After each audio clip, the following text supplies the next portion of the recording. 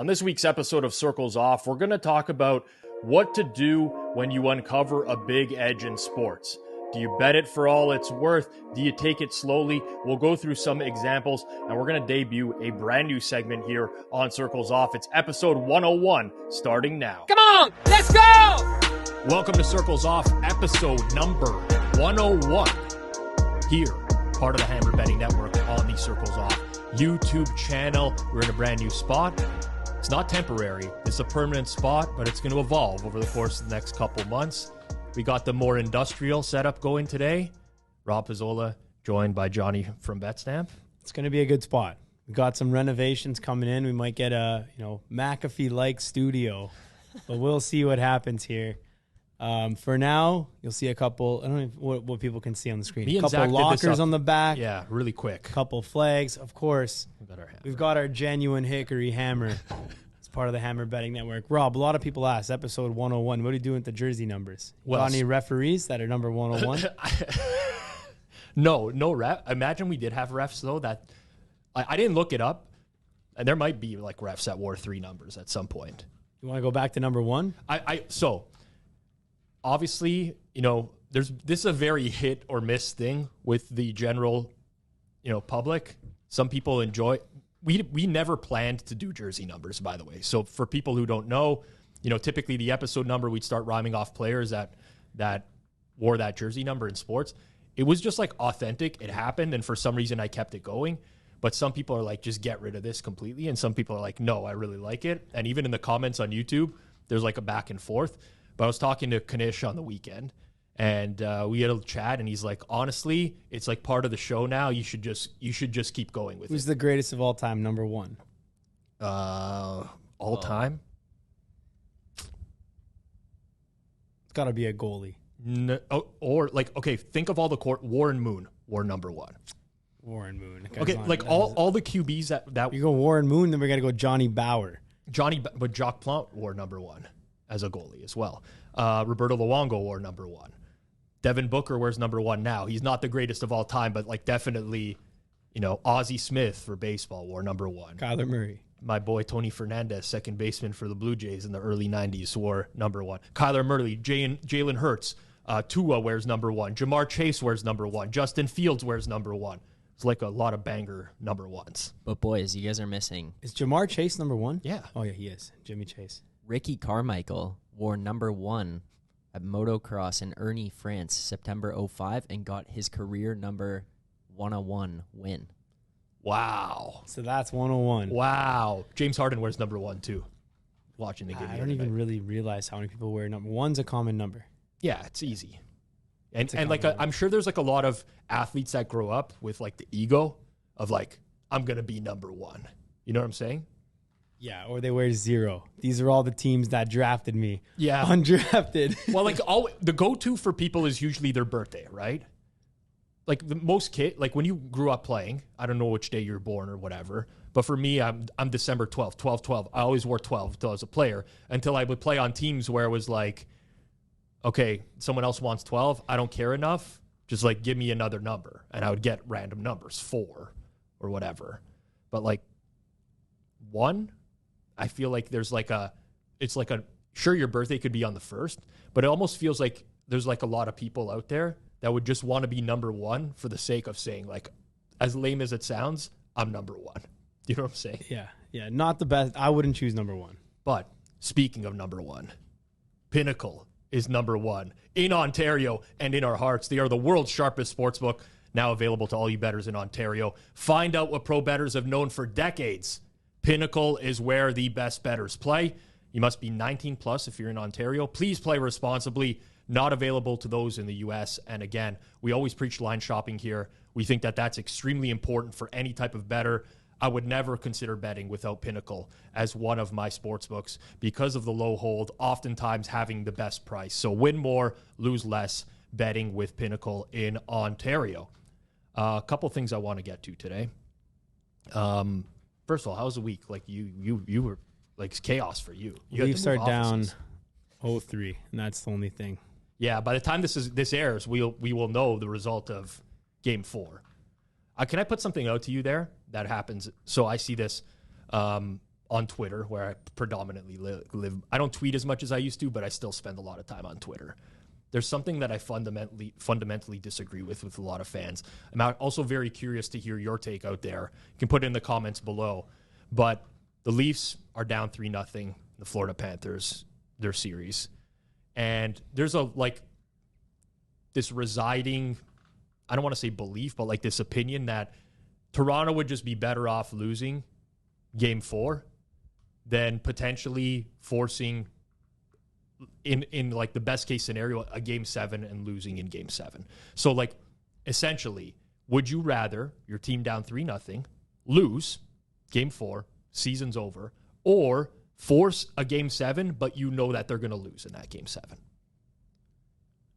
I mean, entertainment value-wise, like you want to get the Game 7. You get an extra 3 good games, 3 wins. Agreed. Also, people overblow changing the team. Like if you get swept, they're like, major change is needed. Like you don't need to change the team that much. Like you're good. But I hate how that happens, actually. If you lose in 7, for example, it's like, tough fought series, like no changes needed. You get swept, it's like blow up the organization, tank for next year. We often talk about like the variance in sports betting, the randomness in sports betting. It's why we always preach like large samples, right? Everyone's like, oh, I went 70-30 with my first, 100 college football picks. And they like think that they have an edge on that, but they haven't seen a large enough sample to actually verify that they do or not. And when you're dealing with sports, the average fan just does not want to admit the amount of randomness in sports. And I hate to tie it back to Toronto, but like obviously that's very mumuch what resonates with me. The Leafs in the playoffs last year lost in 7 games, the first round to the Tampa Bay Lightning. They played very well in that series last year. Leafs in the first round this year beat the Lightning in 6 games. They win 3 overtime games in the process. Played much worse than a year ago, but they get over the hump. Everyone gets excited, and it's like this is the tier, this is the team, and it's like the results-based analysis out there is, I get why.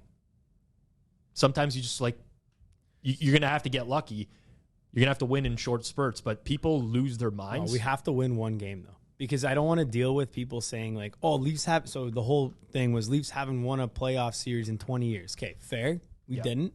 Now it's going to be like the same thing, but it'll just be like Leafs haven't won a game in round 2 in 20 years. Like, it's true. I don't even want to hear that. Let's win one game. No, let's win the series. We're not... Okay, hear me out, everyone. This is regular betting. So you look at the stats. No team comes back from 3-0. Yeah. How many teams have done it? 4 teams have in done history. it. Okay. Yeah. One of those teams was the Leafs, and the last time they went on won the cup that year. It was also in 1942. That's a good year. That's correct. That was honestly, we had a good team that year. I think Johnny Bauer might have actually been the starting goalie. 1942 starting goalie for the Leafs. Check if Bauer was the starter. We mentioned it, the earlier mention. So you look at all those stats, okay? Leafs were pretty decent sized favorites in the series. Now, obviously not likely to win. It's like probably an 8% chance or something, but it's actually possible.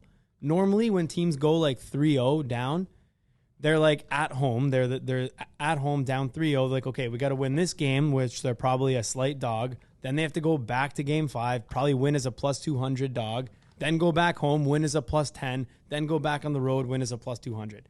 Maple Leafs, they'll not be favored. the case. They'll be favored in every game. We're favored in every game still. Yeah. As long as we don't lose a favored game, we're going to win this series. Agreed. I mean, we have a shot. It's very different. Turk Broda was the goalie. Turk, another legendary number 1. His number hangs in the rafters at the Scotiabank Arena. Was it actually number? Was he actually number 1? Swear to God. Okay, I just didn't know. There we go. Learning more and more every day. You wanted. Okay, before I swear to God, actually, let me actually verify. Well, listen, you. In your heart, I could tell that you actually believed. No, it was because I've seen his number in the rafters. Okay. And it's number 1. There's 2 number 1s in the rafters. Typically, though, when you're at... There it is. Turk Broda, number 1. Johnny Bauer, number 1. We have 2 retired number 1s. I don't even ask. Typically, when you're looking at the numbers in the rafters, though, you're at a game and you're sauced. So that might be... It's actually typically after we go up 2-0 and then blow it and are down 3-2 and you're like, oh, Turk Broda, there he is. You wanted to throw a scenario at me. Oh, speaking of some painful ones, you got to settle a quick debate. And this is for Zach as well. Okay? And listeners. 3 scenarios. These are painful scenarios as fans that are just the most frustrating thing that can happen. Okay. All right. You got to plan out which one's actually the most frustrating. Okay. In each of these scenarios, your team is not completely dead yet. They're just drawing dead. Okay. Scenario 1, playoffs, Major League Baseball. Let's say you're a Yankees fan. Game 7 to get to the World Series. You load the bases in the bottom of the 8th. Team's down 2. You need 2 runs. You load the bases. Triple play. 0 out, triple play. Find me a more deflating thing as a fan than that. You're not dead yet. Like, you're just going in now. You got to scave off top of the 9th and then hit in the bottom of the 9th. What would be the scenario, though, for that to happen? Triple play? Yeah. Basically, you hit it. Guy catches the ball. Yeah. Runners were going over to second, over to first, and they caught those guys. It's got to be a napping. line. Yeah, it's got to be like a line. A liner right at the second base, step on the bag, throw to first. That also. Yeah. But frustrating scenario. Okay. Like I'm thinking like a little chopper that hits the plate that the catcher immediately grabs, steps on the plate, throws across to second or to third. That would even be worse. That would be the most depressing. Yeah. That would be worse. So that's scenario number 1. Scenario number 2. All right. NHL playoffs, game 7. Yep. You win this game, you go to the Stanley Cup Finals. Minute left in regulation. Down 2-1. Pull the goalie. Swarming. For this scenario, you also happen to be at the game. You're watching the game at the game. Your team scores. The Maple Leafs score. They tie the game up with 52 seconds left. You're selling like crazy. The crowd's going wild. So you're high-fiving all the guys. You hug the random guy beside you. And then you start hearing some buzz. What's going on? What's going on? You hear the referee. Other teams challenging the ruling for goalie interference. They show it on the Jumbotron. And you're like, you know what? We're good. This isn't goal interference. They show it. The crowd goes nuts. They're even more happy now. Ref somehow comes, and the goal is overturned for goalie interference. Wes McCauley overturns it. You sit down. You're not dead yet. You still have 56 seconds to score, but there might not even be more of a depressing situation than that. Mm-hmm. All right, and third, which has actually happened recently. NFL. This one's probably the most frustrating. Yep. NFL. You're down 6. Just before the 2-minute warning. Other team has the ball. 3rd and 15. Throws incomplete. You get up on the couch. High five your buddy. High five your other buddy. As you high five the second buddy, he says, "Wait, flag." You look at the TV, and it's an absolute bogus roughing the passer. 15 yards, automatic first down, right before the 2-minute warning. So you still have the 2-minute warning. You still have your 3 timeouts, but you were about to get that ball back. That's tough. So this is very hard because the first scenario, which is the baseball triple play, that's actually something that like is within your control. As a player on your team hit into that triple play, everything that happened, your team is actually at fault. The players, but you were probably favored at the time when you had the bases juice 0 out. Agreed. The other scenarios you're behind. Yeah. The challenge is like I would be more rattled by one of the latter two than the triple play because you feel like you never had a chance. Like it was always outside of your hands. And why it rattles me even more is that other fan bases, like other fans, always will be like, oh, stop complaining about the refs. You had like many other chances over the course of the game where you could have done something where like the ref influence didn't matter. It's like, no, but it did matter. It's like the most high leverage spot of the game. It actually mattered. Oh man, that's tough. Those are 3 extremely demoralizing and tilting scenarios. I would say that the roughing the passer one, just because I hate the pedal, like I hate the call so much, is to me the most tilting. That's the most tilting. But I just want to clarify, was that one before half you said? What do you mean? Before the 2-minute warning. Oh. Just before the 2-minute warning, you're down 6. See, like, so you're about to get the ball back. You would have to drive and get a touchdown to win. But now that you still have 3 timeouts and 2-minute warning, so if you get another stop, you can still get the ball back. But like you had it, you got the stop, and it was just a bogus roughing the passer. You tap the helmet. You do bring up a good point though. Like when you're down 6 in a 3rd and 15, whatever, like you're still pretty depending on the team, but every team really is an underdog in that spot.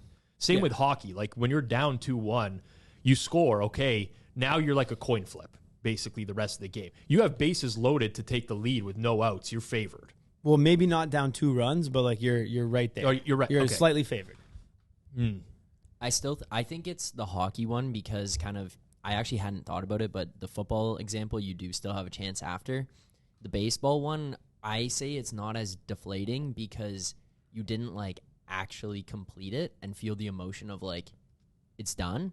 Where at the hockey one, like you're like that exhilaration of like, okay, it's tied, and then it's like yanked away, and then in reality, you're probably looking there being like, what is the odds?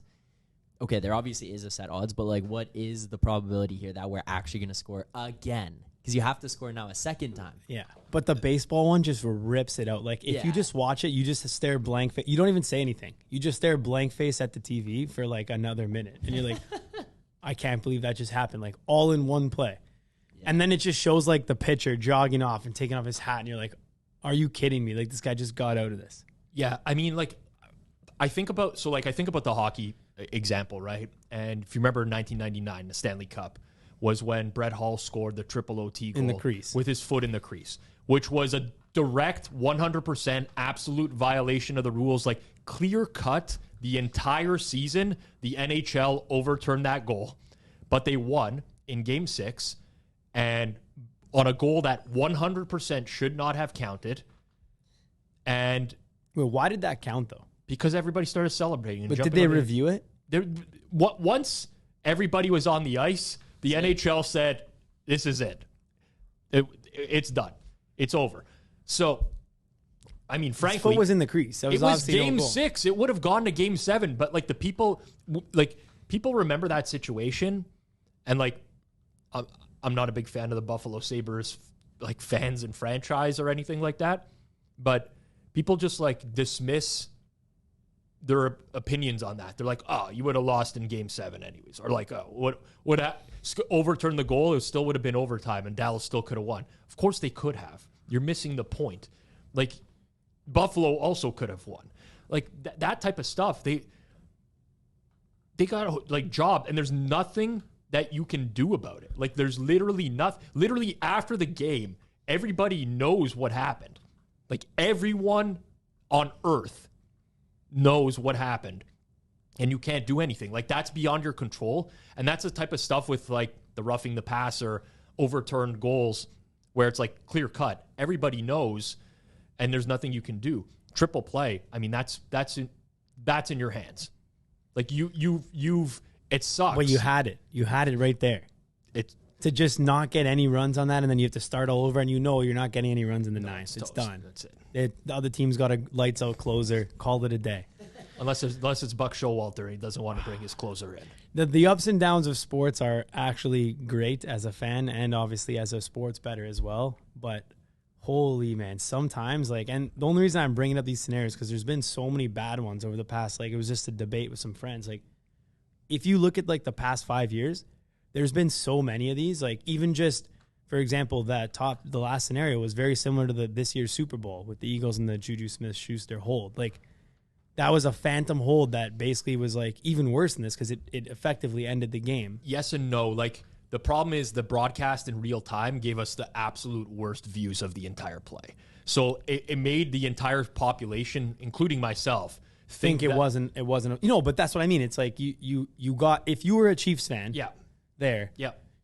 you were like, damn, we didn't convert this. And if you were an Eagles fan, you were up clapping until you saw that flag. And it's just like, that's like the ups and downs. Oh, the late flags in football, like forget about it even as a fan, but like as a bettor, I watch a ton of the NFL. I watch like literally every primetime game, Sunday, red zone, start to finish. I'm a huge NFL fan.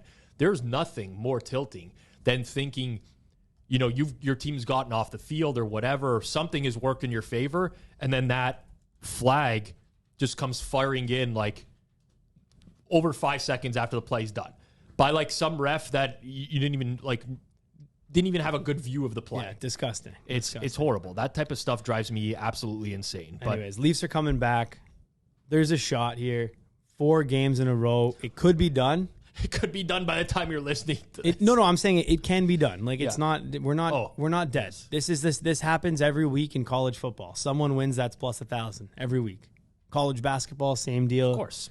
Think about how many in-plays. Happens like live betting NBA all the time. Lakers yesterday at one point touched like plus 600, and then by the start of the fourth quarter, they were back favored. Yeah, happens all the time. It's dead, boys. It's done. It's done. Stick a fork in it. Nah, it's not dead. It's not dead. All right. Anyways, let's get into some gambling topics here, Mr. Pizzola. Yes, there's one thing I wanted to talk about in particular. I'll give a little bit of a preamble here, but I get a lot of DMs on Twitter, and we get a lot of questions that are sent to us. circlesoff at betstamp.app. If you do want to send in a question every now and then, we do review those and we turn them into segments for the show. But a lot of people message in and they'll be like, I found this like big edge on this one sports book. What do I do? How do I handle it? So we have the BetStamp Discord, and this was a topic earlier in the year when baseball started, Major League Baseball. There was one sports book that was badly mispricing their player hits market, like badly mispricing it. And someone pointed it out in the Discord, and a lot of people, flooded in there, and it basically was like, okay, what are we going to do here? Do we bet this hard now? Do we try to stay under the radar with this type of situation? And this happens pretty frequently in the sports betting space. Obviously, sportsbooks make mistakes, but I think depending on your personal situation, you might want to play it a little differently. So I think we can approach it from, if you're a casual bettor, I would do this. If you're not, I would do this. But essentially, for me, and we might have different opinions on this. If you're a casual bettor and you find a big edge, and this is something that's like a certified big edge, like for certain the sportsbook has mispriced something, it's bad lines or whatever, and that information is going to be public, is out there, that edge is going to go away very quickly. No doubt.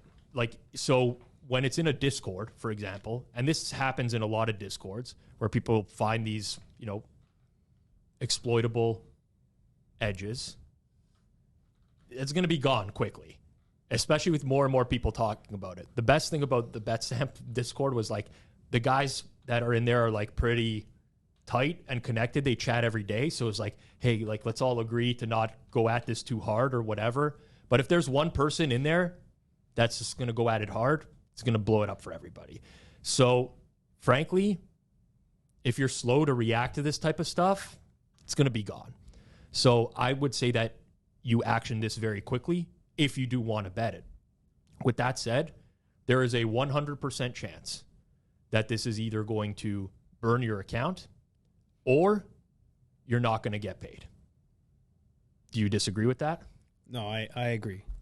So when it gets to the point of you're a sharp bettor now, you have multiple accounts, you might be betting at a sportsbook where your account is very valuable and you see an edge like that, there is an opportunity cost to betting that, because now an account that might have been very valuable for you in the long run, yeah, they have this big edge, which you can exploit, but you never know how long that's going to happen, and you never know if those bets are going to stick. You might actually just be better off completely passing on that. And that's one of the reasons why lots of times you'll see this happens in the PPH world, it happens in the offshore world, it happens in the regulated world, where you see a book post a bad number, minus 100, minus 120 instead of minus 1,200, something like that. I can bet that, but that is going to red flag my account no matter what. So in reality, there's probably not a point. There's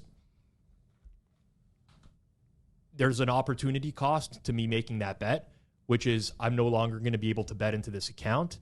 Or, quite frankly, lots of sportsbooks will just adjust the number to what the odds should have been and say, hey, here's your bet now. And you're just kind of stuck with that bet. whether that's right or wrong. So these big edges that come along, it's nice, like every now and then when you have something that can last 10 days, 14 days because a book is improperly pricing a hits market. But the expectation on your end should be that, okay, like this is it, and then this account is done. So I agree with most of the stuff you said there. The only thing I'll add is, like, if you see something that's just like a clear line mistake, like it's not like a free-for-all. In certain states and stuff, it is actually where you automatically have to get paid. Yep. But the most likely scenario is that the sports book or the site is actually just going to void that.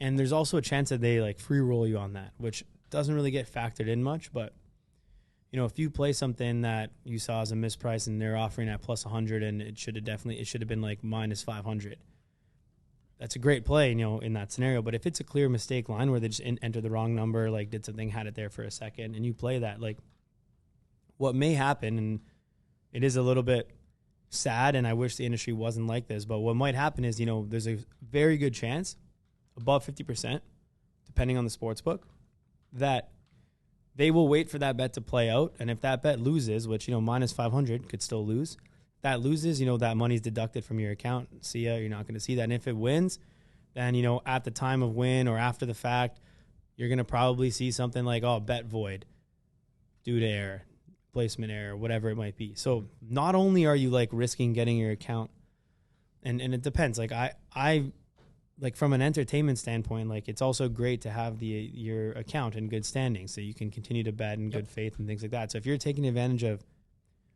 call it line errors or stupid stuff, like it's not really what I would recommend, because yeah, you might make a quick buck, but also you might get cut off and now not have a place to play. And you also, in addition to that, may even get free rolled on that, which if you're factoring in, let's say even a 20 or 30% chance that they'll free roll you, which I do actually think for most of these clear mistakes, it's higher. Mm-hmm.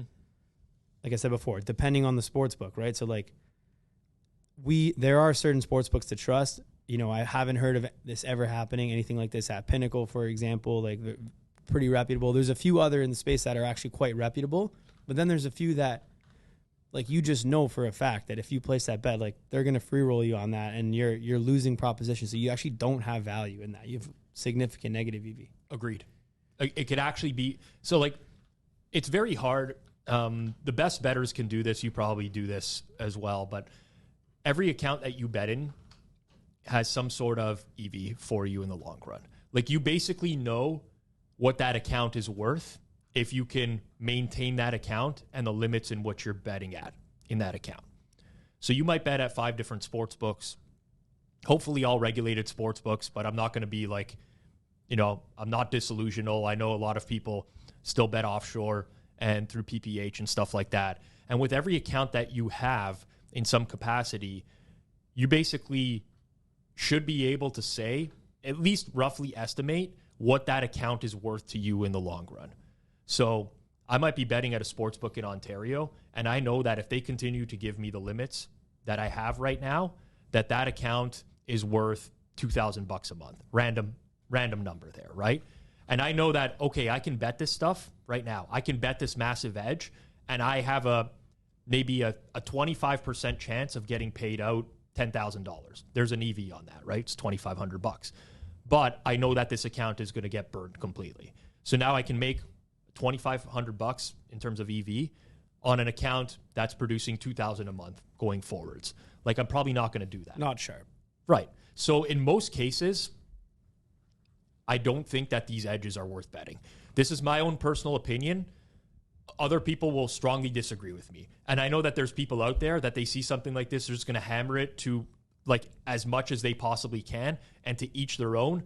But I think if you're a winning bettor, you should strive to try to keep your accounts open as long as possible and at the limits that you want to bet at.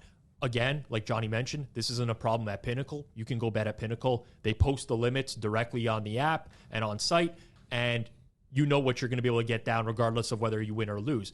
But sadly, 98% of the industry is not like Pinnacle, and preservation of accounts is important. If you're a casual, you're probably not going to be equipped to capitalize on this edge as much as others can either. In that case, it might actually be worth it for you to try to reach out to other sharp bettors in the space and be like, hey, I found an edge at this skin or at this book, and I want to get down on it. Would you be willing to offer me a free roll in exchange for the information? Yeah, but also you can't just do that to anyone, because it's a matter of like reputation. You have to make sure that person has like something to lose in terms of reputation, right? Because they could just take that and then well, of course, on their way. Yeah. Listen, we know what this industry is like, and a lot of people are in it for themselves. But anyways, I just wanted to get to that. That is a good point, because I had like when I was just a kid betting, like I would find something like that and thought I was a genius to make like $600, not realizing that like someone could have probably made, I don't know, 100,000 on that and gave me a small cut. Even a 5 to 10% cut of that would have been significantly more than the 600 I made. So yeah, it's funny though. I've told this story before. It's probably one of the audio versions we did before we were doing video. But when I was in high school, I used to bet through a local bookie, and the books had sportsbook, casino, and racebook on them, right? Which I honestly didn't have any interest in online casino or horse racing or whatever. But one day I'm at school, and this is in the days where like we all carry our phones around now. We have access to phones in real time. I had a flip phone, like a Motorola Razr, where I used to, 90% of what I used to do on this phone was play Snake. But I had one guy calling me nonstop while I was at school, one of my buddies. I'm like, this has got to be serious if he's calling me. So, I stepped out of class, answered the call. He's like, you got to get to a computer right now. Like, what's going on? He's like, daylight savings, Sportsbook doesn't realize that these horse races have already happened. Like, I know the results, and they still have them listed because they're an hour behind. European daylight savings and North American happen at different times. So we're literally betting horse racing on an account where I never bet horse racing before. And, it's great. I made a lot of money that time, but I had such low credit limits on my account. And my buddy's like, we got to keep this tight, which we did, and so on and so forth.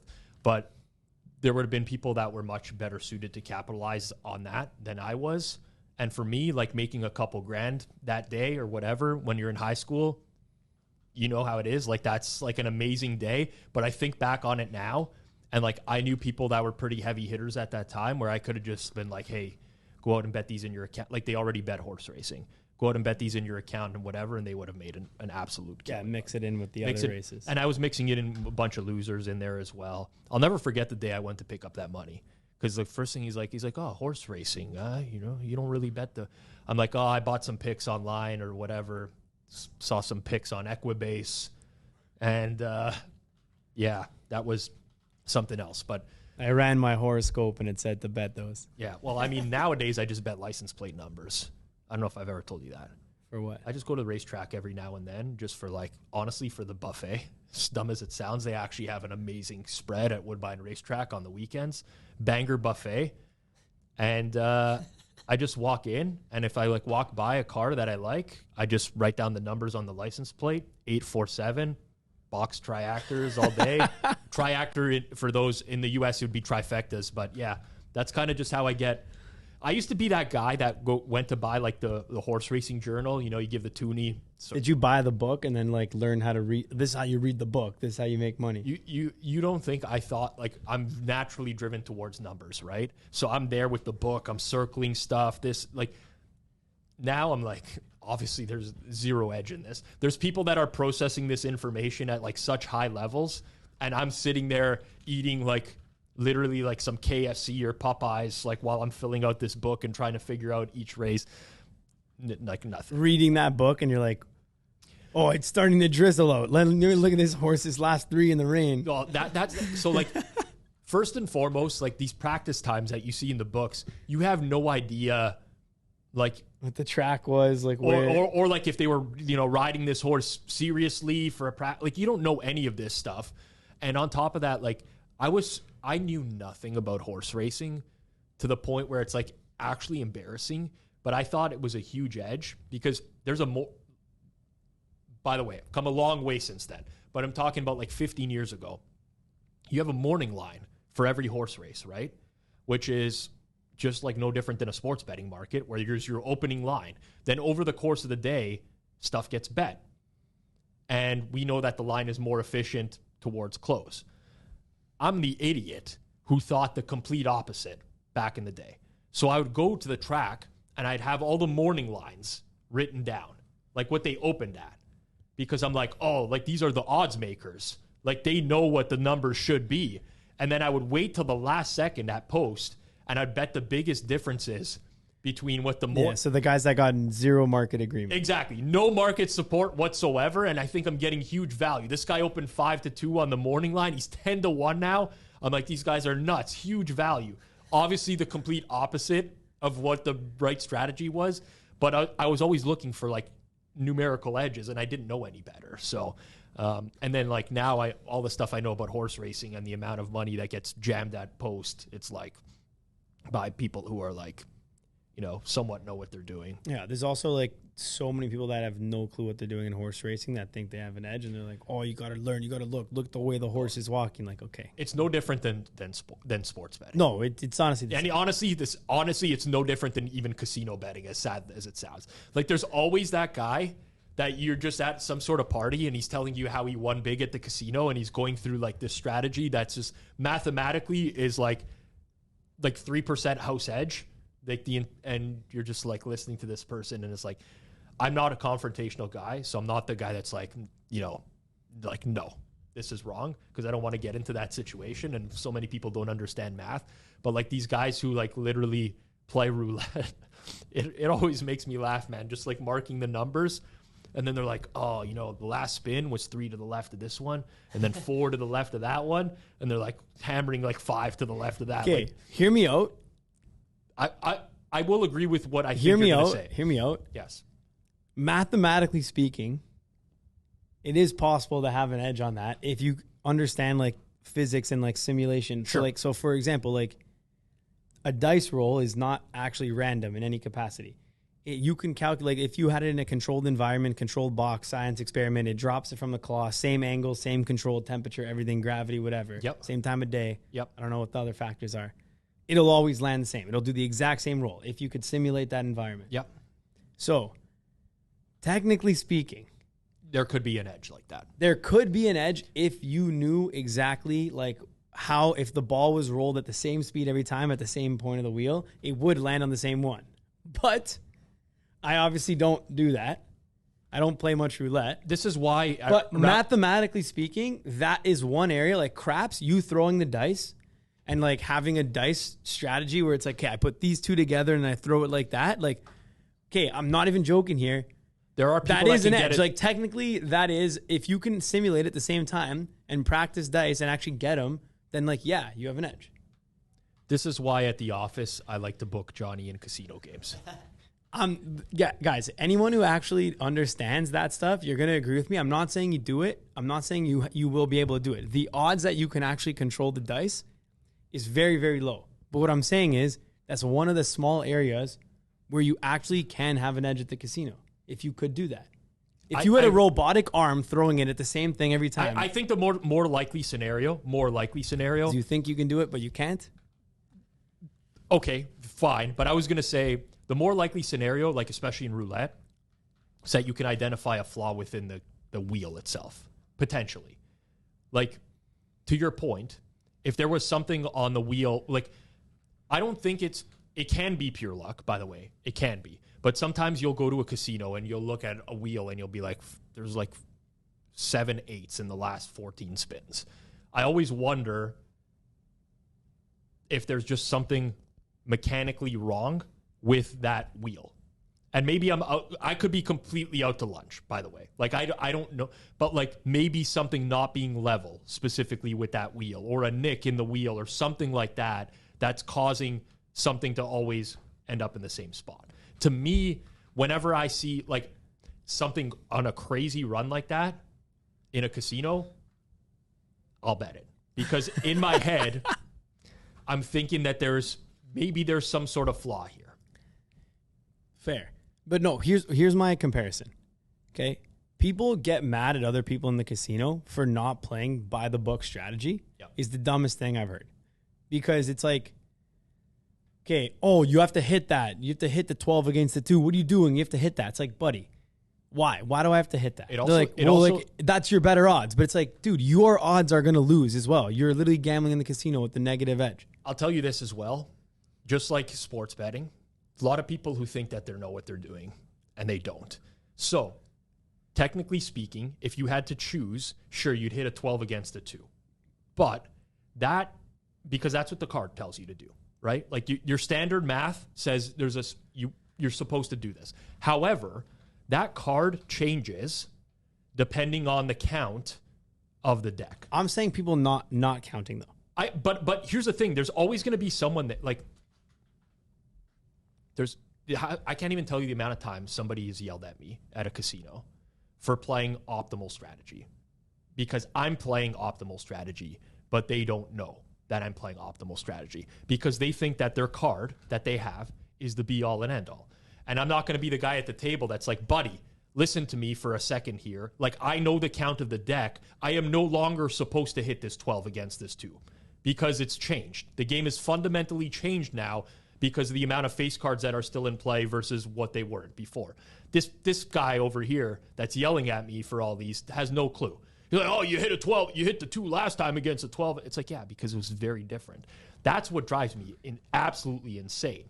But on top of that, the likelihood that someone else at the table, like not playing optimal strategy, it's just as likely to help you as it is to hurt you. Obviously. Like, it's just the randomness of the game. So, like, if you don't want that to happen, then go fucking play blackjack by yourself. Like, go to the VIP room and sit at your own table. Like, especially if you're the guy that's going to sit down at the $50 blackjack table and play like $500 a hand. Just go to your own fucking table. Yeah, that's the same guy who's like, "What? You're gonna stand on that 15?" And then the next hand he's like, "Hey, can I play your perfect pairs?" I love that so much.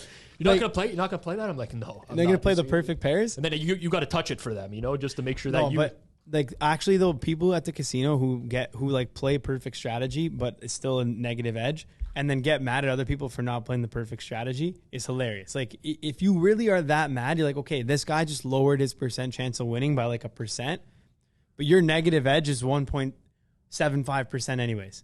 So like, don't play then. If you're really actually that serious about people winning, just don't play. Yep. Agree. But anyways, I know we have a new segment. Episode 101, new segment. Go ahead, Zach, hit it. You ask me a question, and I don't know the answer.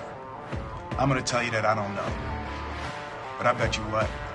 I know how to find the answer, and I will find the answer. Okay, this is the debut of Sharp versus Square. Now, what we're going to do here is we're going to utilize some tweets from Gambling Twitter this week. Our producer, Zach, is going to throw out a question. He's going to ask us if it's Sharp or Square. I want to preface this by saying we're not calling the person who tweeted it Sharp or Square. We're only commenting on the specific tweet itself. Is it a good take? Is it a bad take? That's how we're using Sharp and Square in this context. If you think there's something that would be great for one of these segments in the future, hashtag it, Sharp versus Square, on Twitter. We will get those into the program as well. Or, of course, you can just drop them in the comments. Zach, over to you for the first one. Okay, so this one is in reference to a tweet from Spanky here. If you're watching on YouTube, you can see it, but for those on podcast, basically he's talking about pretty people and sports betting. Make sure you're educated on gambling lingo. Talk about plus 100 is not plus 100. Even money, 5.5 is not 5.5. It's 5.5. So, is saying plus 100 instead of even money makes you a fake sharp? Is this a Sharp opinion or a Square opinion? Spanky's going to love this. I think this is one of the squarest opinions possible. And I think it obviously comes with the time where he grew up in sports betting. One thing I'll say about this tweet in particular, okay, if somebody says to me, I'm going to go bet Lakers minus 4.5, I'm like, get out of here. I know you're not a bettor type of thing. Nobody says 4.5 in the betting space. Nobody. I would venture a guess that more people actually say plus 100 than even money. If they saw plus 100, I think that that's more common lingo, and not only amongst like the casual bettors. I literally have bet in a capacity for half of my life. Half of that half was sharp, half of that half was recreational. Nobody in my inner circle says even money. Nobody. Only at the racetrack, if you see somebody going off at 1-to-1, even money. But I think this is a very square opinion. Okay, I'll add something to this. Okay. I also think that's incorrect. I do agree with Rob. 3.5, you definitely shouldn't be saying that. And, it's whatever. I'm not going to label someone as like an idiot or like this guy's not a better, but like, yeah, 3.5 is more common. But what I will say, because that's a spread, plus 100 goes with the American odd set. Even money is actually from the fractional odd set. It's a different one. So it actually doesn't even fit in with the terminology. If you say, I'll take that even money, then if something is like plus 110 or plus 120, you have to say, I'll take that. I guess it'd be minus 120. You'd have to say that's 6-5, which you don't say. You just say minus 20. So therefore, neither of them are wrong, but if you're saying even money, you're in the fractional set. If you're saying 2.0, you're in the decimal set. Saying 1.91, that's minus 110. Sounds a little weird, but it is what it is. If someone comes to me and says, like, I want this bet even money, I know exactly what they mean. It's just not the terminology that I am personally accustomed to. And I think this is a bit of an outdated take by the Spankster. I'll say it to his face, say it here on the podcast. But, plus 100 all the way. If that makes me... I say plus 100, minus 10, minus 110. I say plus a hundo. I say plus a hundo as well. Yeah, plus hunch. Plus a hundy. I definitely say plus 100. I definitely say plus 110. Sometimes I'll say plus 10 instead of plus 110. I guess, I don't know if that's typically said as well. Yeah. You can say... You can say whatever you want, is provided other people can understand it. So plus, the other thing is when you're saying like, oh, the point spread or the total of the game, typically you'd say like, what'd you get him? Oh, Dallas Cowboys plus 4, plus 4.5, plus whatever. If you say plus 1.5, that's also something in like some different markets. That's like an Asian line handicap. For soccer, for example, you can take something that's like plus 0.75. Yeah, because you get half your bet on the You get half your bet on the half your bet on the one. So technically, actually, if you say a decimal in that context, then you are correct. Yeah, and actually, I would say that, I've bet Asian handicaps for soccer before, exactly what you're saying, like plus 1.25. Yeah, I would say that, like, plus 0.75. I'm not going, I'm taking this team plus 3/4. Like, I'm sure people do that, but, like, my whole thing is hold up. In soccer, you can have plus 1.5 and also plus 1.5, and those are different things. Actually, I don't even know. No, they end up being the same thing. They end up being the same thing. But no, it'll be a different section of the site. That's what I'm saying. Like, yes. Plus 1.5 will just give you your full bet on the other, and the other one will give you half and half your bet, but it'll net out to the same. I'm here to defend the plus 100 crowd. That's what I'm going to do, and I'll go to the death with plus 100. Plus 100. Plus 100. All right, Zach, next one. Okay, next one here is in reference to a tweet from our friend Hitman. Starts by saying, betting the NFL draft this year on clean accounts feels like the Elaine Bennis Sponge-worthy episode. You only get about 5 decent-sized bets until limited severely. Pick carefully which bets are draft-worthy. But more so, he follows it up. This one I'll just show for people on YouTube again. I'll link the tweets into the description of the video and on podcast as well, but basically, he goes on to say, if you think this is a joke, here's some examples. And he includes 4 different screenshots that progresses from a couple $100 bets, a couple $1,000, and then by the 4th screenshot, he's now down to $25 that he can bet. So, is using a Square profiled account to bet NFL draft props at higher limits a sharp move or a Square move? So, this goes back to the conversation that we were having off the top of the show about your edges, right? And if you're using an account that's been betting $100 forever, and now all of a sudden you're going to fire $800 draft props into it, you should know the expectation. So I love Hitman. I actually think that this one in particular can be viewed either way, depending on whether or not that account could have made more for him in the long run. Like, If this is not his account, he just wanted to get some action down, sharp move, fine, whatever. He made what he's going to make. If this is like an account which could have been much better leveraged over a longer period of time, if they bet some major market stuff at a couple $100 a pop rather than firing it all away on these draft props, then it's a square move. But I'm indifferent on this one. I just think that it really could depend on the situation. Like the draft is such a thing where like these guys just want to limit your account. It really is. Like it actually really is. Like it's frustrating, but like it's just, if you're betting like $50 every game, and then you start throwing in 1,000, and then it's the draft. Like, ask me straight up. I'll ask you this actually straight up. You see account, it's betting $100 on NFL sides. Okay. Yep. And it's down $345 over the course of 1 year. It's got pretty consistent play. Let's just say, pretty consistent play. Yep. It fires in 4 draft props at $1,000 a pop. 100%. Are you limiting the account? Yes. 100%, man. And it's also draft props that are ones that are off market. Not necessarily just like firing, hey, I want this draft, like not negative EV draft props. Yes. Again, bet at Pinnacle because you don't have to deal with them limiting your account. But on this specific topic, you as the bettor betting this, like Hitman knows this. We've had Hitman on the show. We've had him on Circles Off before. The Hitman. He's a great guy. He knows very well what's going to happen here. So in my opinion, I would be surprised if he thought these accounts were worth more than like the EV on these draft props. I don't know one way or another, but you can't go like after the sportsbook afterwards and be like, oh, this is pathetic when it is, but like, you know, that's going to happen regardless. That's where, you know, I have like, well, his opinion was also like, hey, listen, all right, fine. We got you on the draft props.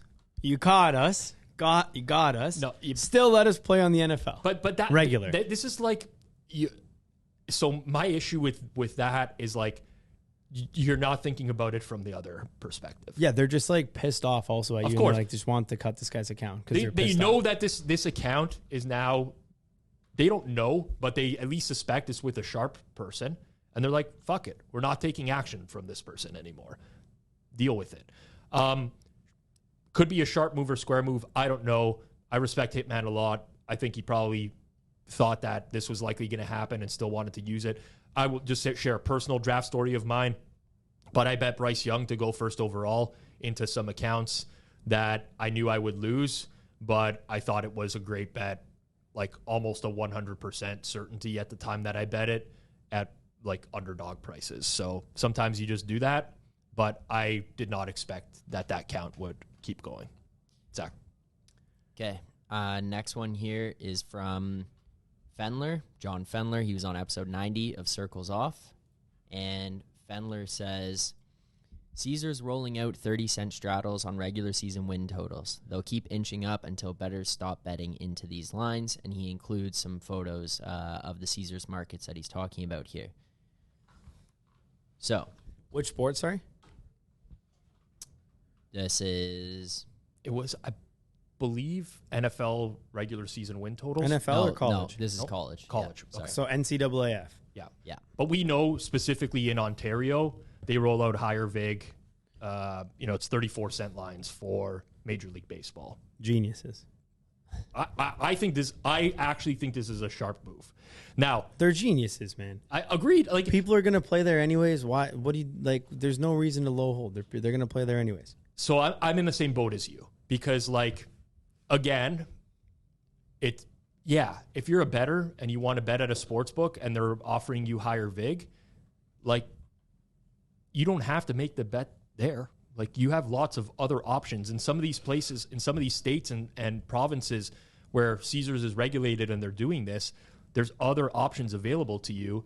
If you're a sports book, you're charging higher vig to players and you're not seeing a significant drop-off in terms of your handle, which I think that is likely the case here, then that's a very sharp move for the sports book from like a pure balance sheet perspective. And the thing with this space is people are very price insensitive or not price sensitive. Until that changes, I preach low hold sports books, right? And like line shopping. We do this all the time because it's important. But the vast majority of the population right now doesn't give a shit about that. They don't care. They don't so care. You're a sports book. You're trying to make money. That's the ultimate goal of running a sportsbook business. If you can charge higher and people still bet there, then it's actually mission accomplished. So in Caesar's case, I think this is a sharp move. We might visit this in 2 years from now, and the public is a lot more educated on this, and we'd say, okay, this is an extremely square move that they're still doing something like this. But all indicators are they're doing fine in these markets.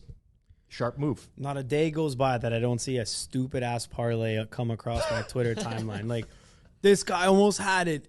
He hit the correct score in this NBA game, and all he needed was the fucking Dallas Stars to win 5-2, and they didn't get the empty netter. And you look at it, it's like 5-2 Dallas is like plus 1,600. For it, like, are you kidding me, man? Like, plus 1,600 for a 5-2 exact score for Dallas, who was a dog in the game. What are you doing? Yes, I know. I mean, it was literally a pick'em game, and you get the pick'em side 5-2 for 15-1. Do you think that, like, I'll use 2 years, but in 2 years, is anything going to have changed? No. I don't know. I don't know, but like at some point, you know, like somebody who goes and donks a parlay at Prize Picks, right? And it's like, buddy, like you just try this at another sports book, and you're gonna get paid like 1.3 times this parlay. Like, have people? When is this gonna get figured out? It has to at some point. A lot of people already know. You think it's just convenience, or they fall in love with a certain product, or? Like, I honestly truly do think that it is about convenience as well. Because I'll give an example. Like, I order all my groceries and get them all delivered, and I know I'm paying more for it, and I honestly could not care less, and I don't want to go to the grocery store, pick it all up, and spend my time doing that. Yep. And like, just the value I get out of that, like, I am getting technically price gouged because they are charging more, and I'm paying like delivery fee and tip and all this stuff. But it's like, yeah, I'll still do it. And at the end of the day, like, I do it because it saves me time and it's something I don't enjoy doing. So if someone's like, all right, I hate doing all this, I hate going to all these different sports books, like, I just want to play one, like, save my time and just like do it quick, I get that. Mm-hmm. Where I don't get is the people who are like, I do this seriously, like, I'm trying to make money betting sports, and then not willing to go ahead and actually, like, you know, just they're not doing it seriously, if that's the case. Yeah. And there are quite a few people who are like, oh, I bet on Sunday morning during NFL season only, and I only put in one parlay every weekend. It's a 5-team parlay. I check the scores in the morning, I check the lineups, and I put a parlay in. Like, I get that. Like, you don't need to be using 5 books. But like, if you're just even betting every day and trying to win money, like, you got to be using multiple books. Agreed. Okay, this next one is not in reference to a specific tweet. It is more just a generic thing that happens here on gambling Twitter. Tweeting at sportsbooks every time they limit one of your accounts. Sharp move or square move. So more just the concept of tweeting at them when they limit your accounts. Yes. So I have a very strong take on this. I think this is, so the intention of people tweeting at sportsbooks when their account is limited is to bring visibility that this is happening, and hopefully get some sort of change to happen in the future where sportsbooks are no longer limiting at the rate that they're doing now. I think going about it in this way is an incredibly square move, and I will explain. So, are you saying the square move is tweeting at them? Yes, with the thing, like the screenshot of like, here's my bet at Bet Rivers, $1.24. Thanks very much, guys. Blah blah blah. Like, to me, this is not how you influence change. I will speak in terms of why I think this happens, but first and foremost, it's very dark for me to say this, but I believe this. I think a lot of human beings enjoy seeing other people suffer. Okay? I think by human nature, there's something. I can picture a world where somebody tweets at a sports book, hey, like, this is pathetic, blah, blah, blah, screenshot, where like the guys at whatever book are just like gathered in a room, just like popping champagne bottles and having a big fucking laugh and like, we got another one. Look at this guy. like it's basically like you're a sharp bettor. You're getting limited, complaining about it. That's exactly what the sportsbook is setting out to do. Like, that's their goal, is to prevent the long-term winning bettors. You're acknowledging that they're doing their job correctly. Like, they're going to have a laugh about that. Yeah, they're probably going to do it more. And on top of that, like, listen, not for anything, but we see public companies, billion-dollar company valuations, CEOs of those public companies saying, we are making these moves so that we can limit more bettors and kick out more sharps. So, like, you got to think, like, the trading team is, like, if they do have a bonus, it's probably even tied to that. Like, they're actually seriously incentivized to go ahead and do that. Yep. So, like, yeah, it's not going to change anything. Like, they know. But I guess what it does is, like, maybe just open up more people's eyes to the fact that, like, you could get cut off. So, I disagree with that. So, here's the next thing about sports betting. Industry studies show that roughly 98 to 99% of people who bet on sports are going to lose in the long run. You know what happens when you're like a sharp bettor, tweeting out screenshots that you're a winner and you get limited? That 98 to 99% of people, they think you're a fucking loser, is what they think. They're like, look at this fucking guy. Good. I'm glad he, like, no, people don't want to see that shit. So you're now like trying to appeal. Look at these tweets that go out, right? Whether it's Spanky filming a video in a sports book, or Hitman did one this week, or Kanish, or whoever, just guys roasting books for the lack of limits. Who are the people that are constantly retweeting and liking it? It's the same collection of people over and over and over, because nobody else, the people that lose, don't give a shit. My opinion is this: you want to influence change, you have to do it at the regulatory level. I'm not saying that is going to be easy. It's damn near impossible, because a lot of these regulators just don't understand these concepts. But you want to influence change, do it from that point of view. Go to large media companies in the US, in Canada, wherever, that can run a story on this type of thing and get some real visibility into it, rather than just spewing into the same, like, you know, the same tight-knit world of gambling Twitter where nobody else outside of that gives a shit. That's my 2 cents. Every time I see something like this, again, I think that, like, the sports book is now, like, essentially saying, like, great, like, we've done our job. And other people don't give a shit. Like, it's kind of going out into nowhere. And by the way, I completely understand why people do this. I'm not harping on people. People want to, I too would like to have every sportsbook post their limits, at least at the bare minimum. Take a bet of at least $100 or whatever. Offer equal betting limits to other people. I want these things to happen. I just think that going about it in this way is a horrible way of doing it. This doesn't accomplish anything. It's just this incessant circle jerk of people complaining to one another over and over, and it's not furthering the process at all. It's my 2 cents. Fair enough. Do you agree, or like I've Like, done this before, do? Johnny? Like I mean, 2 years ago I tweeted at a sports book about how it was something about how they changed my odds on a NASCAR bet or something, and I was furious. But like at the end of the day, it literally accomplishes nothing. It actually brings even more visibility to the sports book, if you're being honest. Like it's honestly, every single one of these is kind of like a promo. Nobody even remembers that or cares now, and like no one gives a shit about anything. You're right. Also, the fact that people want to see other people not succeed is 100% accurate. So that, in general, is a true statement. Yeah, it's like Rob in our live watch along on the Hammer HQ, where we had a Blackhawks fan on there waiting for Bedard to be basically announced to Chicago, and Rob just comes in right after, and he's like, "I hate seeing people happy." It's true. I like if. Well, honestly, at least Montreal didn't win the lottery. That's all I was watching for. I didn't really care where. So I actually didn't watch it, but did it? What was the final two? The Canucks? It was San Jose and Anaheim. Anaheim and Chicago. Chicago. Where did the Canucks get? Nowhere. Oh, okay. Sorry.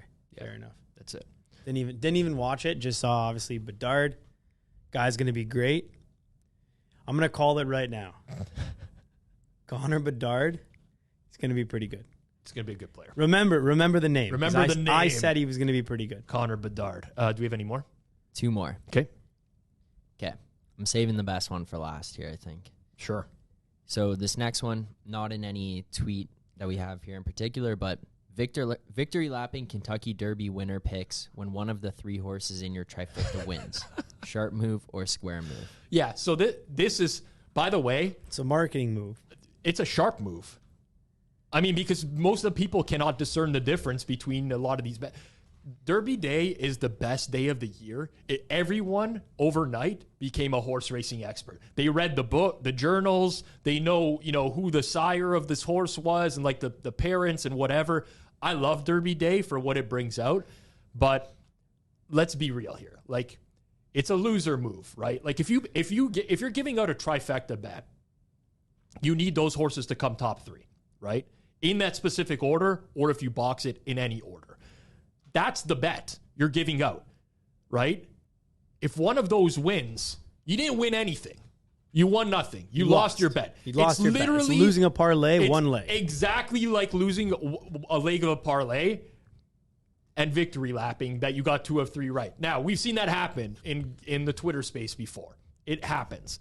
If you have UConn to win the championship, parlayed with the Penguins to win the cup. Yeah. You weren't really close to winning. No, I agree. I agree. But it's a good way of promoting yourself because you got like one of those legs correct. Look, the Kentucky Derby winner this year was Mage. Mage was like 15-1. Closed as 15-1 , right? Shout out Kanish for that little No, stop. insight. Cut that out of the podcast, please. Cut that out of the podcast. No shout outs to Kanish. If you bet on Mage 15-1 as a win bet, you won. If you bet on Mage as part of your trifecta, you didn't win. Unless you hit the others. Unless you hit the others, right? So the thing is, though, I haven't placed a Derby bet in a while, and I'm so happy. I hate watching horse racing. You just lose right away. It's so quick. I lost? Damn. I'm not trying to be like a showboat here or anything like that. But I did the quick math this week on Derby bets in my lifetime. I've lost pretty much the equivalent of a Tesla on the Kentucky Derby. Just on the Kentucky Derby? Just on the Derby. No good. Not good. I hate to say that, but I love the. What'd you go down this year? Not this year. I told myself I'm not doing this. I talked to like my betting partner, who obviously, and I'm like, we do this same shit every year. Like, it's time to just like take a step back, and yeah. I mean, I bet my license plate numbers this year. Guess what, Johnny? They didn't win. The only thing that I have that's like that I just don't remember winning on in so many years, like, I always get mashed on the dunk contest. Dunk contest? Yeah. I always get mashed on the dunk contest. I'm talking like 12 years in a row. I'm not even talking like, and I do well on the All-Star weekend overall. Usually I'm like, 3-point contest, doing okay. Skills challenge, doing okay. All-Star game, doing okay. Dunk contest, I don't think I've ever hit a winner. I'm ashamed to it. You didn't. Sorry, Rob. You didn't have McClung this year? McClung like a horse, as he was being called. Let's just say I did not win on the dunk contest this year. This is the first year I bet it, and I won. You had Wow. Mac McClung? Yeah. Mac Daddy. What price? I don't remember right now. I'm not just going to say a number because I don't remember. Well, it's very authentic of you. Mac McClung. Mac McClung. Yeah, the Derby. Such a good dunk contest. This one, like, what a dunk contest. Well, one guy completing his dunks and the other 3 guys not even completing dunks. No, it's Like, pretty shit. You know what I'm waiting for with Derby Day? That'll happen eventually. Is someone just to tweet out like, I have no fucking clue what I'm doing, but I'm betting on this today. That's all I want to see.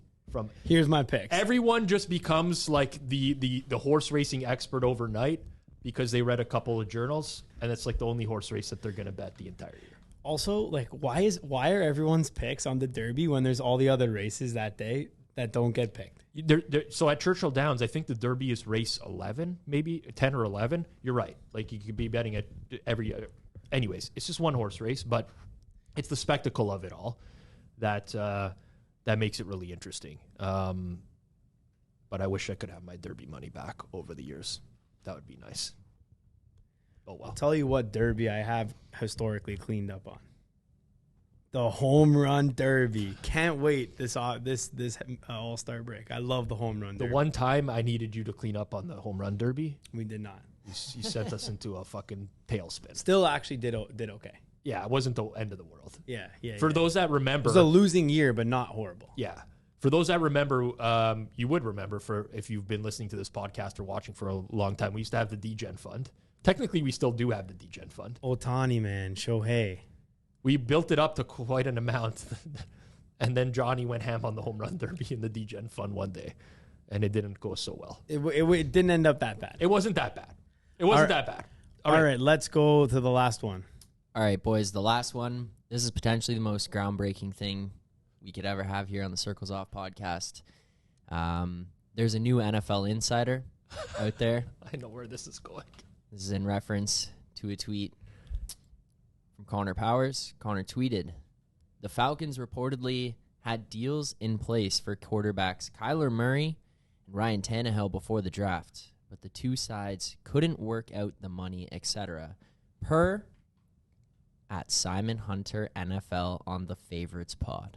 He was the source? Simon Hunter was the source. I've heard this clip. I didn't even see this. So Simon Hunter gave out and trade info that was complete wrong? We don't know. What are we at? What is the But if he said the deal fell through, like you can never prove it. So that's the worst part about it. It's actually a sharp move. what is Can never be proven What is wrong. the question that we're answering? The question is a little bit making up fake draft day trade rumors to get clicks. Sharp move or square move? Is he reporting a trade or a rumor? He's just Johnny. It could have been. It's like me going to Twitter or going on Forward Progress this week and being like, "Hey, my sources told me that like there was Lamar Jackson was very close to not signing with the Ravens." I'm just making shit up that could be right. Honestly, sharp move. No, dumb like bonehead move. But like you're saying, like, is that a good move to get followers and whatever? Yeah, it's like a tout marketing move. Sure. To get this it's ridiculous. You shouldn't do it, but it's kind of a sharp move. I'll give credit where it's due. It's a sharp. We're talking. We don't even like this guy, and we're talking about it right now. And probably some people are going to go listen to this podcast because of it. Chad Millman at Action Network, say what you will about him, but he's done a very good job of doing like some really clickbaity shit and getting Simon Hunter to be the new Adam Schefter for the Action Network is it's a sharp move, I will say. That's pretty funny. I mean, listen, a lot of these businesses are like, I'm going to be careful with what I say here. Action Network, very different business model than some stuff that I do, generally speaking. However, they are an SEO powerhouse. They do a lot of content that is particularly driven to get certain keywords on Google. And in a lot of the content that they put out there as well, they do a lot of stuff that is, it's not necessarily clickbaity, but exactly like something like this, where it would pick up some steam. And they do a very good job of that. So people probably writing in their group chats, oh, did you hear Kyler Murray almost got traded? Exactly. I'll look, like the responses to this are all, I have the tweet open in front of me right now.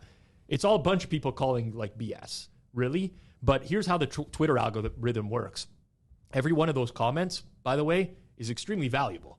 Every single person that retweets or quote tweets that's also extremely valuable. How about the likes on that? Extremely valuable. That tweet right there did a ton.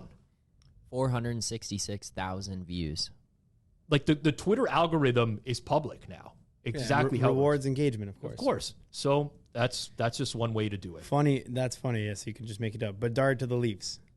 That's it, man. He's requested a trade. Rumor is the Toronto Maple Leafs have interest in Connor Bedard. It's true. If the Leafs get swept, then the rumor is Matthews in a deal for Bedard. Why not? That would be works for all parties. Once again, if you want to get involved in this, we will do it again in the future. Hashtag Sharp versus Square on Twitter. Or if you want to put something in the comments below, we definitely look at them every single week.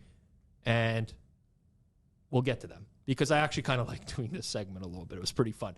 Also, make sure you're subscribed to Circles Off YouTube channel right here. You'll get notified in real time whenever a new episode of Circles Off drops. If you do enjoy the content that we put out, please smash the like button below as well. And if you're listening in audio form, please rate and review 5 stars. This has been it for Circles Off, episode 101. We'll catch everyone again next week.